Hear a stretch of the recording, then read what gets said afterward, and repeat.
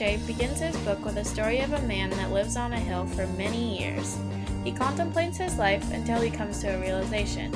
He decides he will go down the hill and to the town to tell everyone what he has discovered, but on his way down, he sees another man that had been living slightly down the hill from him.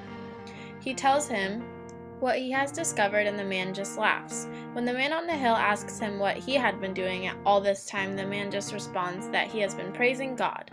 The man from the hill continues down the hill and gets to the town and exclaims to everyone after a long speech that God is dead. And everyone laughs at him. He says, "I've come too early." Fredreich Nietzsche opens up his book with this fake story to acknowledge the fact that what he's saying may just be looked at as a joke, and people may laugh at him and just think of him as a crazy man.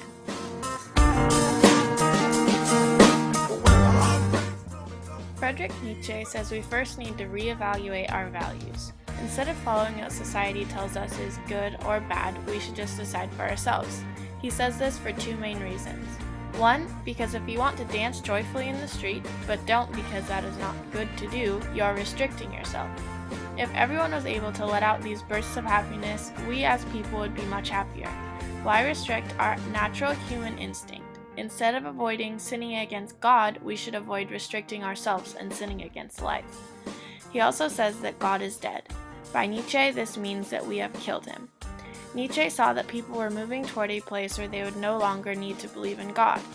If God is dead, where will our morals come from? He is afraid that unless we reevaluate our values and find values within ourselves, it will become a sort of chaos. No one will have any center to go by. When we do reevaluate our morals, we should reject our usual ways of thinking morally instead of being based around religion or God, but now being based around this life, what we have now, and what makes us truly happy.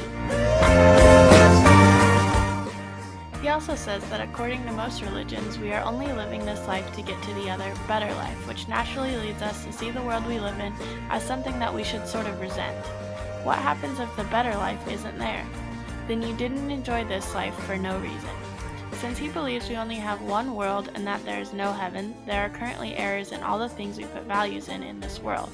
This is because what we place as values of this world can more often than not be traced back to religion and ideas on what will get us to an afterlife or heaven.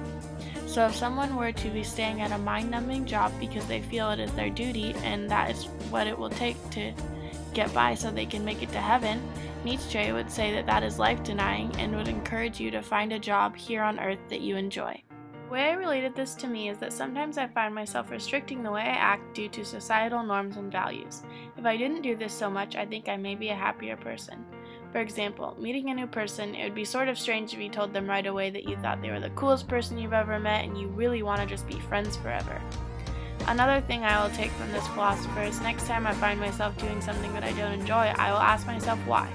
I will reevaluate my values and figure out whether I'm being true to myself and making the most out of my life, or just following what I know to be a value in today's society. I might get some weird looks if I decide I value dancing in the street, but Nietzsche would say that I'm doing the most to live my life, and that's awesome.